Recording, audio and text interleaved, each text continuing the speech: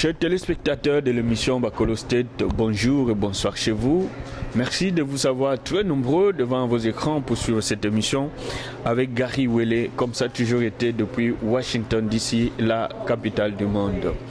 La diaspora active, c'est celle qui nous pousse aujourd'hui à recevoir en exclusivité dans cette émission un homme très connu au sein de cette communauté congolaise des États-Unis en général, mais surtout celle de la région de Boston en particulier. Eric Kamba, c'est de lui qu'il s'agit, aujourd'hui en visite ici à Washington DC. Qui est Eric Kamba et pourquoi il est ici à Washington DC? On va en savoir plus avec mon invité que je salue d'ailleurs, Monsieur Eric Kamba. Bonsoir. Bonsoir Gary. Comment vous allez? Très bien, merci. Soyez le bienvenu à Washington. Merci. Ça fait quand même un beau temps, on vous voit toujours venir, vous êtes back and forth entre Boston et Washington DC. Mais dites-nous un peu, quel bon vent vous amène ici à Washington cette fois-ci? Cette fois-ci, Gary, nous sommes là sur l'invitation du département d'État américain. Alors voilà, on va revenir sur ça. Je sais que vous êtes un habitué de cette émission, mais pour ceux qui vont vous découvrir pour la première fois, qui est M. Eric Kamba? Oui, monsieur Eric Kamba est installé à Boston. C'est un père de famille avec 4 enfants. Et il est à la tête d'une organisation qu'on appelle le Centre congolais de développement. Qui se situe à Massachusetts, l'État de Massachusetts, à Boston. Congolese Development Center en anglais. Et ce centre s'occupe d'aider les immigrants, donc les réfugiés, immigrants en général, pour leur intégration au sein de cette société américaine. Et à travers les travaux que ce centre a fait, voilà, nous avons été reconnus, reconnus, non seulement au niveau national, non seulement au niveau local à Massachusetts, mais nous venons d'être maintenant reconnus au niveau de tous les États-Unis. La capitale du monde d'ailleurs, et obtenir une invitation officielle lancée par le State Department pour que nous venions exactement expliquer ce que nous faisons, notre modèle, comme on dit, notre modèle de travail, si ça peut aider à contribuer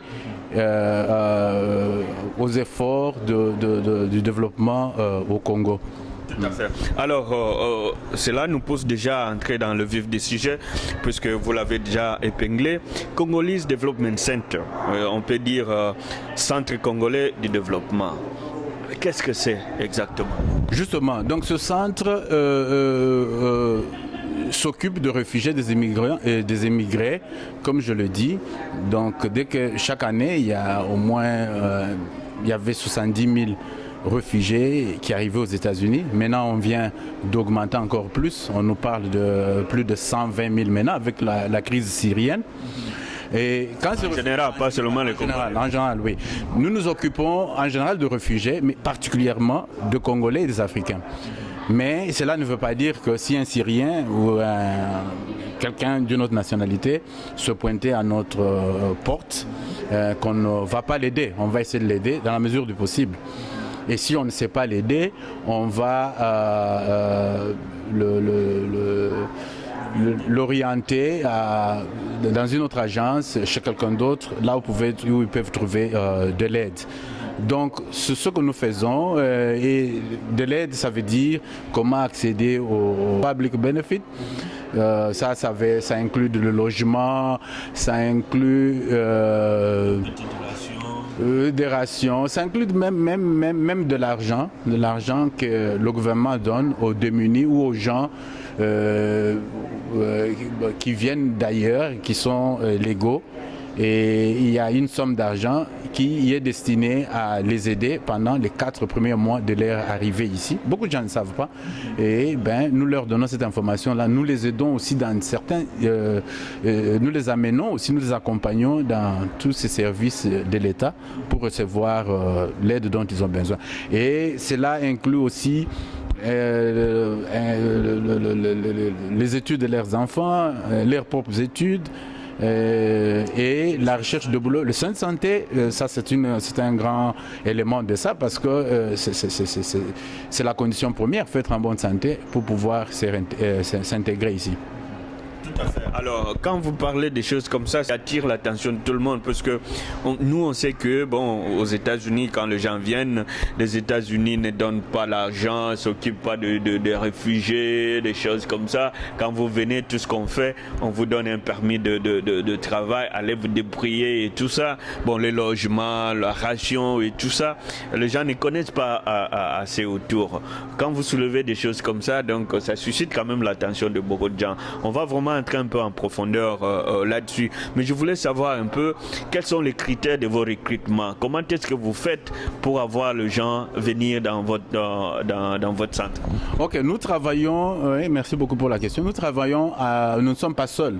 Nous ne travaillons pas en vacuum. Nous travaillons avec d'autres organisations de ce qu'on appelle les agences de Resettlement Agency, les agences qui reçoivent en fait ces réfugiés-là. Un exemple, c'est peut-être Catholic Charity. Un autre exemple, c'est International Institute of Boston, pour le cas de Boston. Et il y a le Lutheran Services. Donc, il y a ces agences-là qui reçoivent les réfugiés, qui s'occupent, ils font ce qu'ils doivent faire pour eux. Et cela inclut juste les amener au pays, ici aux États-Unis. Mais dès qu'ils sont au pays, ils les orientent vers des agences comme nous. Et ils peuvent travailler avec ces gens-là jusqu'au moins à 3-4 mois. Et nous prenons la relève. Donc, ils les orientent aussi chez nous. Donc, après 3 mois, 4 mois, ils les amènent chez nous. Et nous prenons la relève et nous offrons les services que je venais d'énumérer bientôt. Alors, maintenant, vous les prenez pour combien de temps? Non, nous, c'est indéfiniment. C'est jusqu'à ce que, normalement, le goal, c'est que ce réfugié-là puisse atteindre ce qu'on appelle self-sufficiency. Okay. Mais le self-sufficiency, en fait, si nous voulons le définir... L'autosuffisance. Si nous voulons le définir, c'est quand même un peu compliqué parce que... faudrait-il... Quelqu'un arrive à se prendre en charge. Mais vous savez, avec la vie qui change toujours, est-ce que l'autosuffisance veut dire attraper un boulot? Est-ce que l'autosuffisance veut dire attraper une maison? Parce que vous attraper un boulot, vous le perdez demain. Parce qu'il y a un problème. Attraper un boulot, c'est un problème. Le retenir, c'est un autre. Avec la situation économique que nous traversons, parfois c'est très difficile. Donc vous verrez que quelqu'un qui, après 4 mois, qui travaillait, qui perd le boulot, est obligé de revenir encore chez vous. Donc vous êtes obligé encore de commencer les démarches. Il faut lui chercher du boulot, il faut refaire son CV, curriculum vitae. Donc il faut travailler encore avec la personne pour l'aider à redémarrer. Mais il y a d'autres, il y a ceux qui sont chanceux aussi, qui attrapent le boulot et qui restent pendant une longue période. Ça peut être 3 ans, ça peut être 2 ans, mais cette personne-là peut avoir d'autres problèmes. Il a du boulot, mais il a d'autres problèmes. Il a le problème parce qu'en fait, les besoins changent. Il y a la hiérarchie de besoins. C'est tout ça. Nous essayons de travailler avec l'individu. Nous faisons la hiérarchie de ses besoins avec l'individu. C'est l'individu qui définit ses besoins et nous l'accompagnons.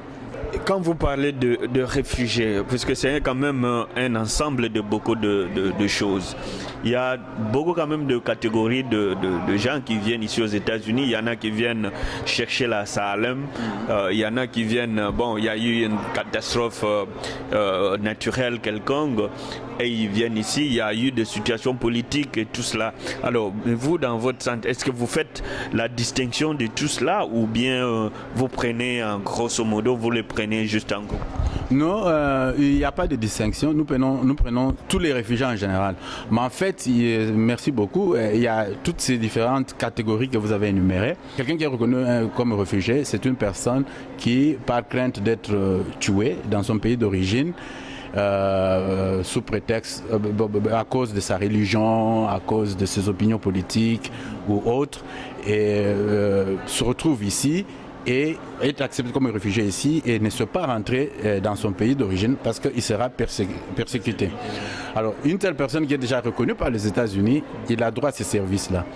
Ça, c'est la première catégorie. Mais en fait, un exilé politique aussi rentre dans cette catégorie-là. Même si la définition n'est pas la même, mais un exilé politique, bien que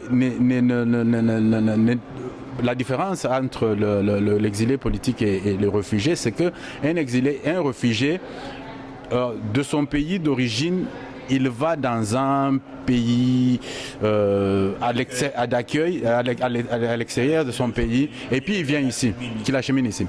Mais un exilé, ça peut être quelqu'un qui a quitté de bonne foi de lui-même son pays d'origine, mais dès qu'il se retrouve ici, il ne sait plus rentrer au pays pour les mêmes raisons que le réfugié. Tout à fait. Ça peut être que ses orientations politiques, ça peut être... La condition aussi, c'est d'abord avoir de papier. Ça va de papier sur. Mais un exilé, un réfugié, voilà une autre différence, c'est qu'un réfugié, dès qu'il quitte déjà son pays d'accueil là, il est légal, il a déjà des papiers d'office. Ouais. Mais un exilé, il doit de pouvoir défendre son cas. Dès qu'il est ici, dans le cas d'Assalem, d'exilé, donc il introduit son dossier, il défend son dossier devant le juge d'immigration et c'est le juge d'immigration qui détermine si son cas a des mérites ou pas. Si le cas n'a pas de mérite, on le rejette, mais il peut toujours interpeller.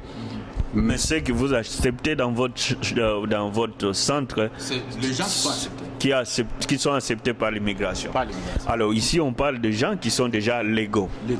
Donc vous ne traitez pas avec des gens qui viennent chercher les papiers. Non, on ne traite pas avec les gens qui cherchent des papiers. Ça, mais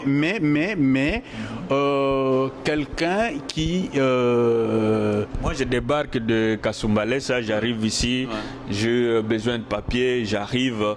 Est-ce que je peux contacter votre centre pour m'aider quand même à avoir des papiers? Non, on ne va pas vous aider à avoir des papiers, mais on peut vous envoyer chez des avocats.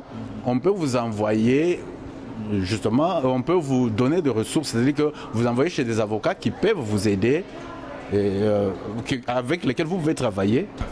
Alors, je rappelle à nos téléspectateurs que nous recevons M. Eric Kamba, qui est donc l'Executive Director of Congolese Development Center, le centre congolais du développement. C'est un centre qui est dans la région de Boston, à Massachusetts, qui au fait aide nos compatriotes qui viennent ici comme réfugiés. C'est avec lui que nous sommes en train de nous entretenir. Alors, monsieur Eric Kamba, c'est très très important. Vous confirmez devant cette caméra que quand quelqu'un débarque ici comme réfugié, il peut avoir de l'argent, il peut avoir la pension alimentaire, il peut avoir tout ce qui peut le permettre de vivre. Puisque ça, c'est un point très important. Tous ces gens qui ouvrent largement les yeux veulent savoir aujourd'hui si c'est possible que je débarque ici comme réfugié et que je peux obtenir une habitation, je peux obtenir une pension alimentaire, je peux obtenir aussi de l'argent pour m'aider. Oui, mais beaucoup de gens peut-être ne le savent pas. Quand le réfugié, d'abord, ils ne viennent pas d'eux-mêmes. Un réfugié qui débarque ici, il doit avoir travaillé avec une agence, comme je vous ai dit là, les agences de resettlement, Catholic Charity par exemple. Donc ces agences-là vont les loger quelque part. Et comme je vous ai dit, ça dépend dans quel programme on l'a mis. Dans les 3 ou 4 premiers mois qui suivent, il is taken care of, comme on dit. Donc, il a droit à un logement, il a droit même au transport, il a droit à... Mais c'est avec vraiment les moyens vraiment limités. Hein. C'est pas beaucoup d'argent. Par exemple, les gens reçoivent $628 par mois, par personne. Et ces gens-là doivent être employable, c'est-à-dire qu'on vous met par exemple dans un programme qu'on appelle Matching Grant, c'est-à-dire que pour les gens qui sont capables de travailler ou qui ont une famille, qui ont l'âge de travailler, et cette agence-là vous supporte pendant 3 ou 4 mois, tout en vous cherchant du travail, et dès que vous avez le travail, you're on your own. Vous êtes à mesure de vous prendre en charge. Ouais. Alors donc c'est possible. Ce n'est pas que c'est possible, ça existe, c'est ça. C'est quand on vous dit que, quand vous voyez par exemple les gens s'opposer contre le réfugié venir, c'est parce qu'ils savent que ça coûte cher à l'État. C'est parce que l'État dépense l'argent. Oui, l'État prend en charge, c'est l'argent qui vient du gouvernement américain. Oui, je m'excuse. Mais pourquoi ces genres de programmes ne sont pas trop connus dans nos milieux, nous Congolais? Oh, mais c'est justement, c'est pour cela que je suis là. Je suis là pour diffuser, pour dire aux gens, pour leur donner ces informations-là. Pour ceux qui ne savent pas, ça existe. Il y a une bonne partie des gens qui savent, mais il y a aussi une très grande partie des gens qui ne le savent pas. Donc nous sommes là. Tout ce que nous faisons, c'est donner l'information aux gens. Alors, maintenant, à partir de votre centre, puisque nous savons aussi que le Congo a connu un moment très, très, très difficile et continue d'ailleurs à le connaître, puisqu'il y a des guerres qui ne cessent pas, il y a toujours de mutilations, il y a toujours beaucoup de choses qui se passent, et surtout dans la partie est de la République. Alors, tous ces gens qui vont, ils sont ici en Ouganda, ils sont là-bas en Tanzanie, ils sont ici et là. Est-ce que vous, à partir de votre centre, vous ne pouvez pas faire des démarches pour que tous ces gens-là, bon, pas tous ces gens-là, mais ceux qui peuvent retourner au pays, ils peuvent retourner, mais surtout la grande partie qui ne peut pas retourner au pays compte tenu de la situation, peuvent être orientés dans des pays européens, parce qu'on a vu à un certain moment, les Éthiopiens, on les a imposé un quota. Dans tous les pays développés, on avait imposé un quota qu'ils devaient recevoir. Et là, on est en train de vivre ça avec la Syrie. Pourquoi vous qui connaissez ce mécanisme, pourquoi vous ne pouvez pas faire cette démarche? En tout cas, M. Gary, merci beaucoup pour cette question-là. Et vraiment, c'est une très bonne question.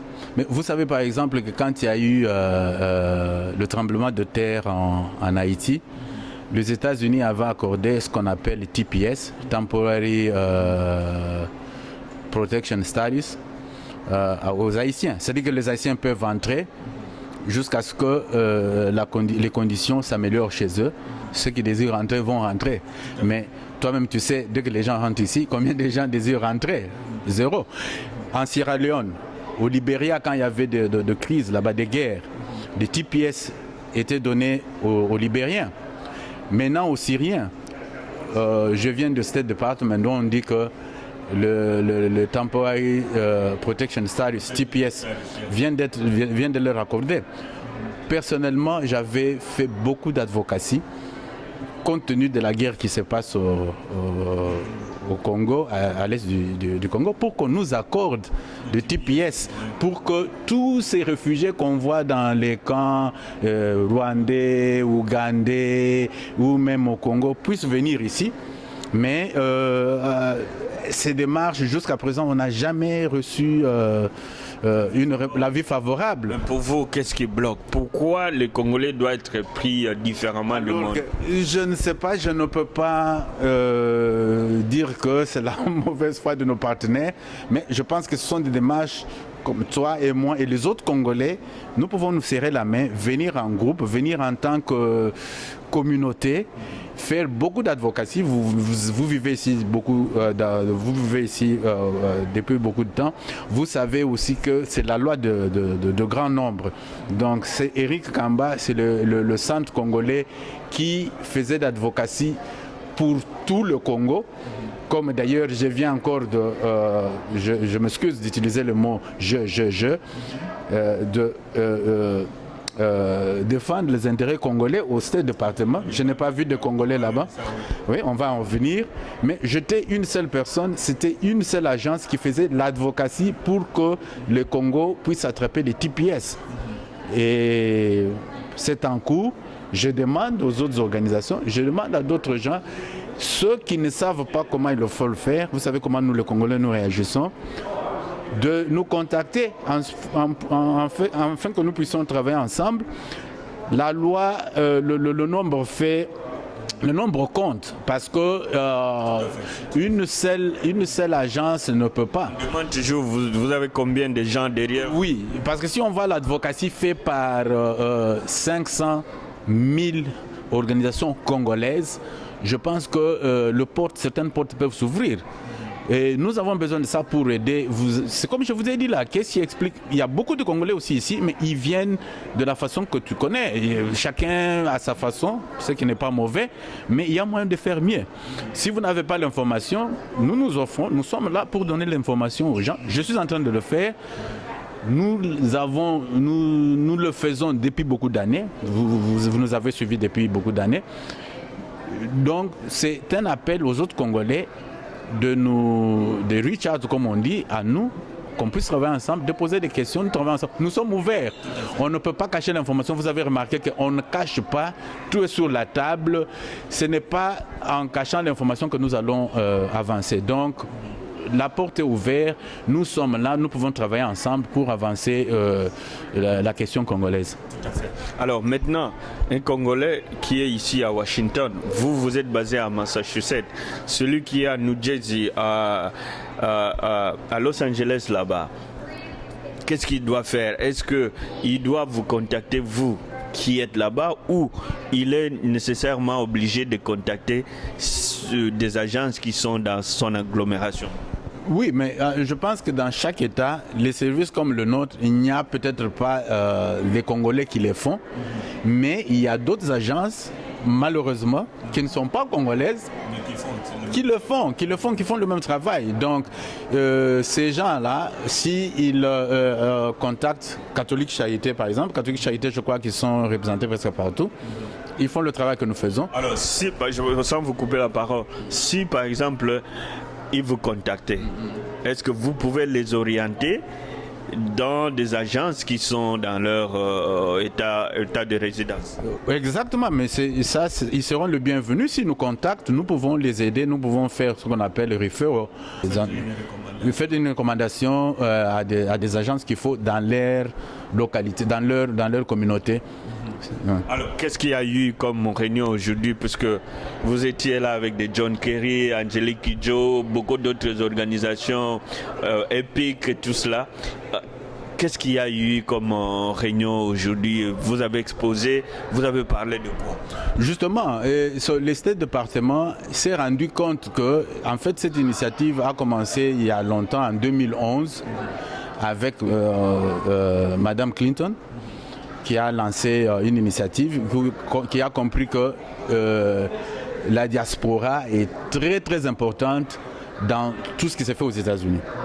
La diaspora, ça ne veut pas seulement dire le Congolais. Tout le monde est venu de quelque part. Et ils ont constaté aussi que hier, M. Gary Wele était réfugié ou bien exilé, mais il y a des étapes. Après 10 ans, 20 ans, il a franchi, il devient diaspora. Et en tant que tel, il a compris beaucoup de choses et on peut utiliser tout ce que lui il a compris là pour pouvoir non seulement aider les autres, mais aider même les State Department, aider les États-Unis. Alors ils ont répertorié, il ne faut pas me demander comment, mais ils ont identifié les gens à travers les États-Unis. Ils les ont invités et j'étais parmi ces gens-là. Ils nous ont demandé d'exposer ce que nous faisons, comme vous dites là. Et aussi, ils nous ont demandé à ce que nous puissions voir comment, il y en a qui ont déjà même commencé, et moi qui vous parle, on a déjà commencé à travailler avec, je veux dire, investir au pays, au Congo. Vous n'êtes pas obligé seulement d'investir à Kinshasa. Le Congo est trop grand. Nous avons investi en Mbuji-Mayi, où nous avons un centre de santé et où nous avons aussi des champs et où les gens cultivent des maïs, etc. Et ce sont des initiatives qu'ils applaudissent parce qu'ils se disent que, écoutez, nous voulons voir ce que les gens font. Vous de la diaspora, vous êtes ici, vous avez toute l'expérience, vous avez compris ce qui se passe ici, vous êtes allés dans des universités ici.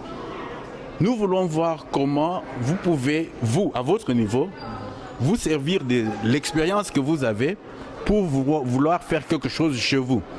Nous vous accompagnons, nous vous soutenons et nous vous demandons de faire, pour ceux qui n'ont pas encore commencé, nous vous demandons d'aller faire quelque chose. Nous vous demandons de travailler ensemble. Nous vous demandons de chercher d'autres organisations ou vous-même, investir chez vous, prendre n'importe quel projet, éducation, santé, etc. investir et présentez-nous les résultats.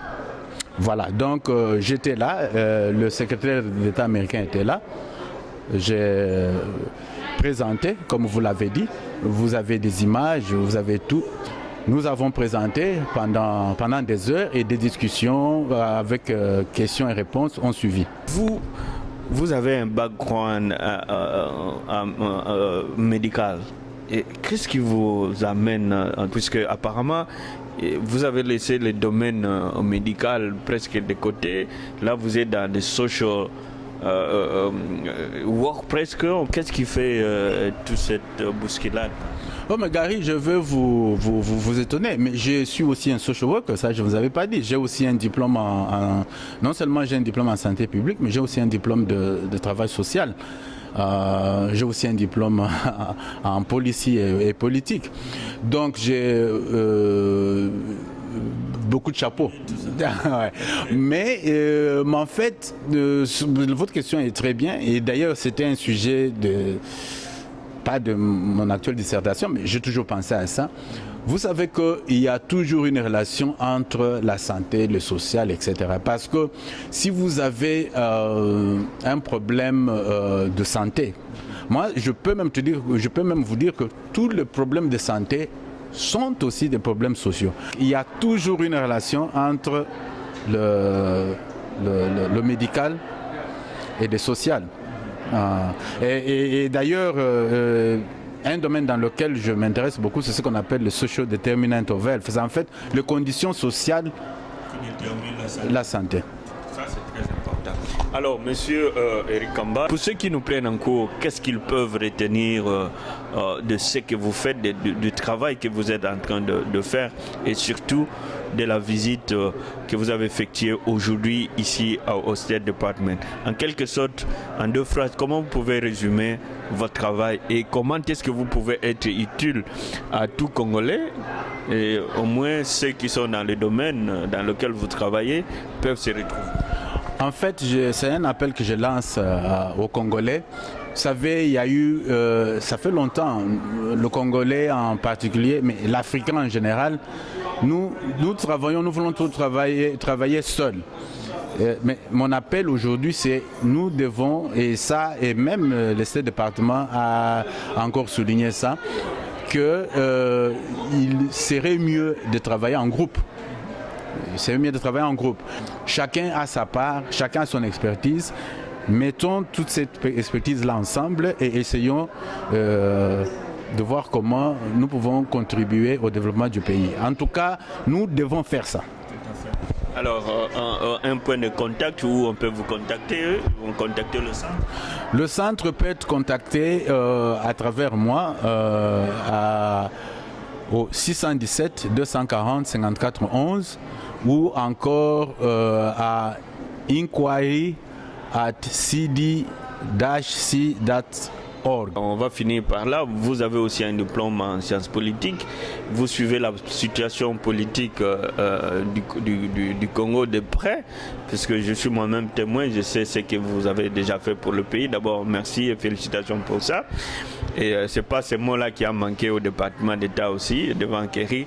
Merci pour cela.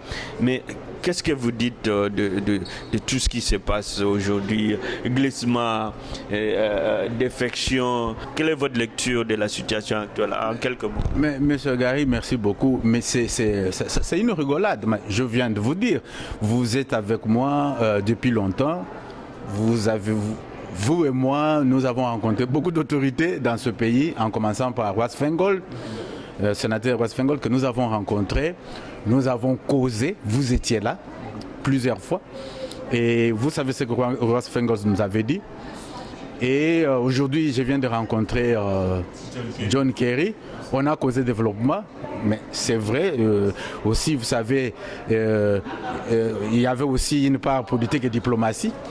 On a causé de tout ça. Mais c'est quand même dommage que, ça John Kerry a répété, que les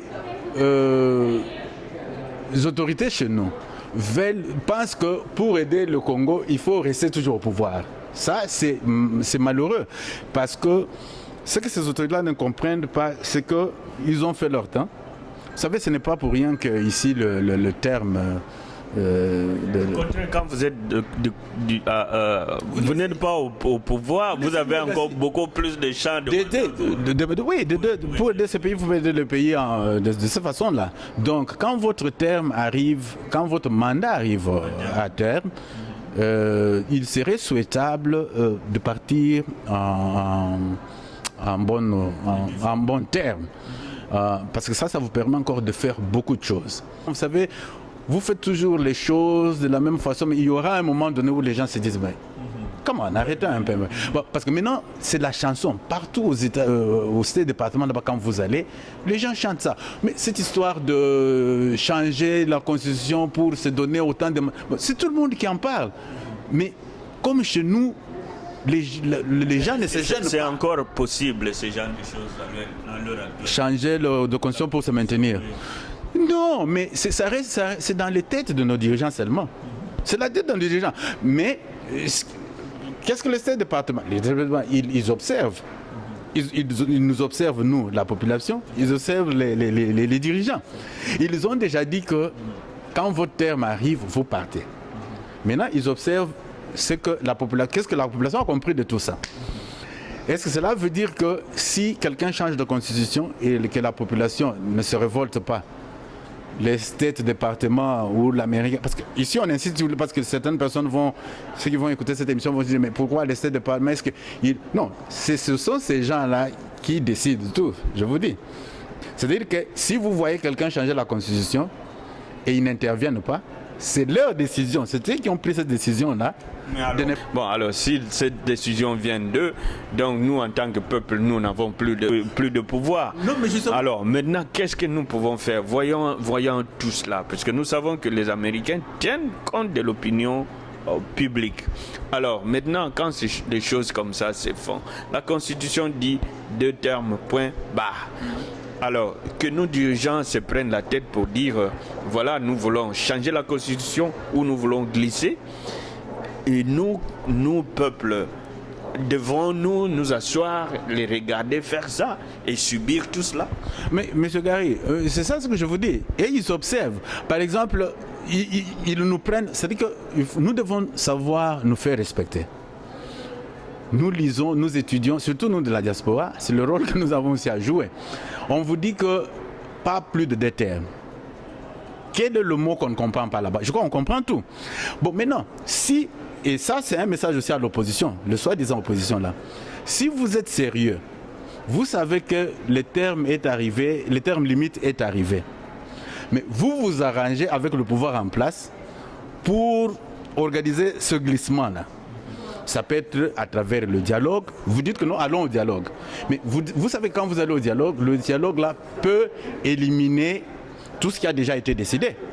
C'est-à-dire qu'avec le dialogue, on peut vous dire non, le dialogue a décidé, après le dialogue, les référendums, on a décidé par exemple que non, on prolonge ces histoires, on laisse tomber tout ce qu'il y avait dans la Constitution, on va encore pour 3 mois, pour 3 ans, pour 5 ans.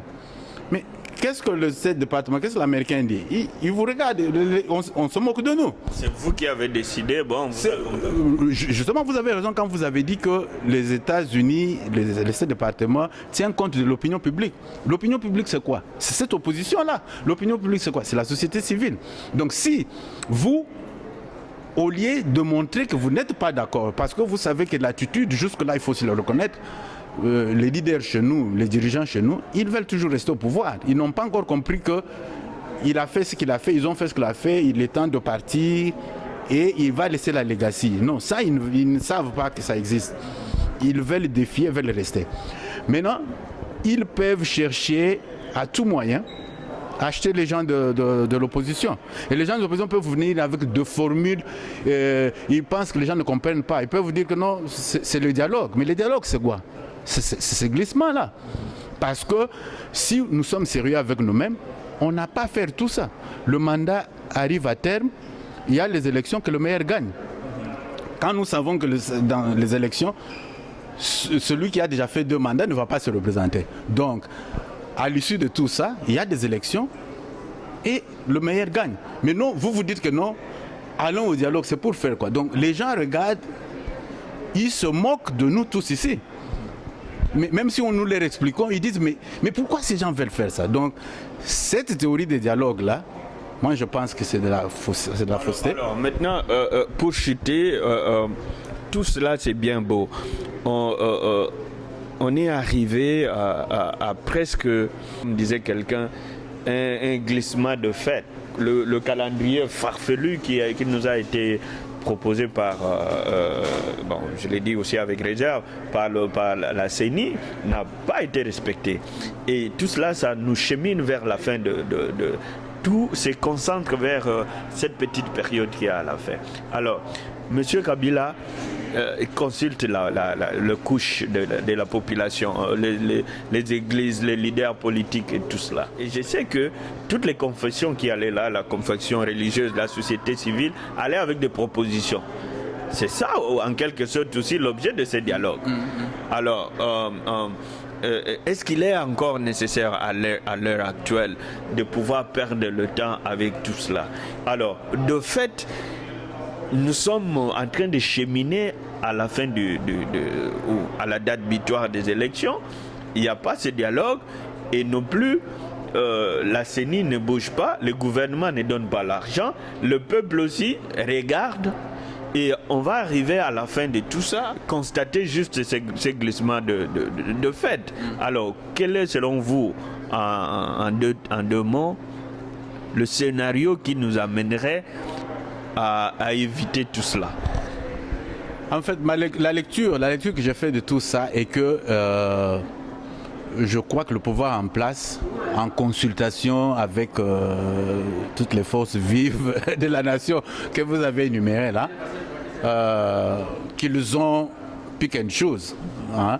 Ces gens-là doivent lui avoir rassuré, doivent lui avoir amené des suggestions qui vont dans ce sens-là.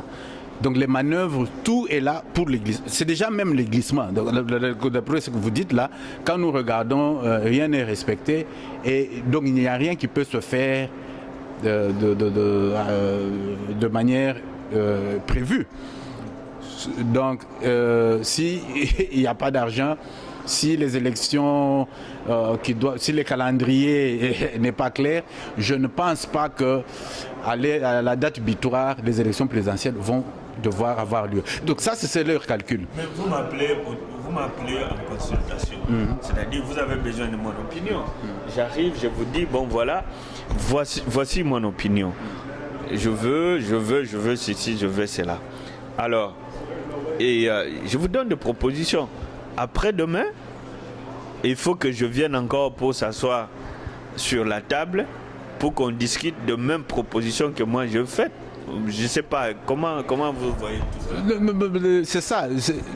Même quand on est au State Department là, ou quand on voyage dans ce pays, faire des speeches de talk, les gens se sont toujours demandé, mais c'est quel genre d'intellectuel congolais? Les Congolais, c'est quel genre d'intellectuel? Parce que, en fait, lorsque ces gens-là, toi et moi, on n'a pas pris part à ces réunions-là, les messes noires, les gens-là quand ils se réunissent. En fait, on ne sait pas ce qui s'est dit là-bas. Parce que on reçoit ces gens-là en consultation ou en dialogue, tout ce machin-là.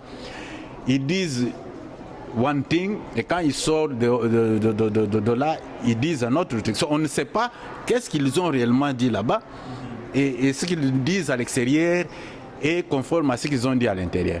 Et c'est la question qui se pose. Les gens se demandent si le Congolais est sérieux. Parce que si le Congolais est sérieux et veut ce changement-là, vous ne pouvez pas. Quand on veut un changement, vous devez être strict. Si vous avez dit, mais écoutez, ce que nous cherchons, ce que nous voulons ici, c'est que nous voulons des élections apaisées en 2016. C'est tout. On ne voit pas. Les gens nous posent la question, mais quel est le problème? Pourquoi ce n'est pas clair, les élections en 2016? Pourquoi ça doit demander tout ça? Les gens ne comprennent pas, parce que vous pensez, les gens toi et moi nous comprenons, parce que quelqu'un au Congo là-bas, quelqu'un moyennant un peu d'argent, il est prêt, l'argent qui ne va même pas l'aider pendant un mois, il est prêt à... Parce que quand tu as dit que... Oui. Donc ce n'est même pas un dialogue, parce qu'un dialogue c'est échanger, c'est même pas, on ne sait pas, ils sont là et ils prennent part à la formule. Vous avez il y a une semaine de cela, j'ai reçu dans cette émission Madame, c'était une réunion un peu à huis clos, Madame Linda Thomas Greenfield, qui est la sous-secrétaire d'État aux affaires africaines au département d'État. Il y a eu aussi cet entretien avec les deux envoyés spéciaux des États-Unis et aussi des Nations Unies au Congo. Unanimement, ils ont dit pas de changement de constitution, les élections présidentielles, unanimement ils ont dit ça. Les élections présidentielles dans le délai imparti par la Constitution. Aujourd'hui, vous étiez avec le secrétaire d'État américain John Kerry qui dit la même chose. Pas de changement de constitution et élection dans le délai prévu par la Constitution. Mais de l'autre côté, ils tournent et disent que c'est à vous, le peuple, de décider. Alors maintenant, cet appel nous revient à nous. Qu'est-ce que nous devons faire, selon vous? Oui, mais en fait, en tout cas, merci beaucoup pour éclairer nos téléspectateurs qui suivent ces émissions. Mais en fait, ils sont catégoriques, ils disent ça. Mais vous savez, ça c'est les États-Unis, vous vivez ici avec moi. Ils disent ça, mais aussi, tu sais, les États-Unis, ils disent une chose, mais aussi, c'est-à-dire que John Kerry est catégorique, les gens que vous avez reçus, Linda, etc., ils ont dit ça. Mais ils observent. Ils savent ce qu'ils peuvent faire. Mais vous savez, ils ne veulent toujours pas le faire seuls. Ils veulent que le Congolais soit part de ce qu'ils veulent faire.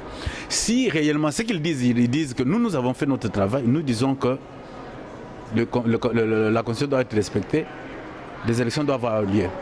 Mais si le Congolais veut vraiment ce changement-là, il a aussi sa part à jouer dans ça. Sa part à jouer, c'est quoi?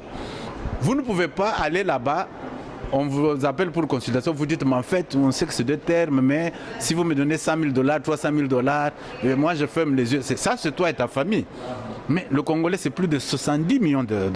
Nous ne pensons pas à tout ça. Nous avons un pays riche, voilà là où nous sommes. Donc, c'est-à-dire que le Congolais doit s'assumer, doit se prendre en charge. Quand il se prend en charge, c'est-à-dire qu'on doit être sérieux. Si nous voulons le changement, nous ne pouvons pas vouloir les changements et son contraire. Donc nous voulons, si nous voulons les changements, nous devons parler d'une même voix et nous devons faire comprendre aussi à nos dirigeants que, en tout cas, si dans le passé, toute cette histoire ici s'est passée, les gens ont changé de constitution, au moins le Congolais va donner un exemple en Afrique. En 2016, ayons des élections paisibles et garantissons aussi peut-être au chef de l'État, peut-être il a peur que nous allons le poursuivre peut-être qu'il se reproche de choses. Non, on peut aussi le garantir, comme ce que je dis ici, beaucoup de gens avaient déjà dit ça, que, écoutez, il n'y aura pas peut-être de poursuite, il n'y aura rien qu'on va lui faire, il va rester au pays, il va faire ses business, il va devenir citoyen congolais, mais qu'il donne la chance aux autres personnes qui puissent aussi arranger les choses. Mais voilà aussi cette culture d'impunité, c'est ça aussi qui fait que les choses ne marchent pas. Parce que les gens savent que bon, je peux faire des crimes comme je veux. À la fin des choses, les gens vont me dorloter. Il y aura toujours des compréhensions. Écoutez, puisqu'il risquera de faire ceci et cela. Mais voilà, nous sommes arrivés à la fin de cette émission. Je remercie monsieur, je rappelle à nos téléspectateurs que nous avons reçu dans cette émission monsieur Eric Kamba, qui est donc président de Congolese Development Center, qui réside dans la région de Boston, à Massachusetts, qui est ici, qui a participé à des réunions au département d'État. Ce que nous pouvons retenir de sa visite ici, ceux qui sont réfugiés, qui ont besoin d'aide, ils peuvent toujours contacter monsieur Eric Kamba avec son centre et son agence qui pourrait vous orienter à avoir une solution. Pour ceux qui qui vient de débarquer comme réfugié, vous avez un bon contact. C'est un fils du pays qui est ici depuis des années, qui a quand même des circuits, qui peut toujours aussi vous aider à vous installer confortablement ici. Si vous avez besoin de l'aide, il peut être là pour vous aider à cela. Monsieur Kamba, nous sommes vraiment arrivés à la fin de cette émission. Je vous remercie pour votre présence ici et merci pour tout ce que vous faites pour le pays. Et puis, je vous souhaite tellement bonne chance et puis courage dans tout ce que vous faites. Ah, c'est moi qui vous remercie. Merci. Merci.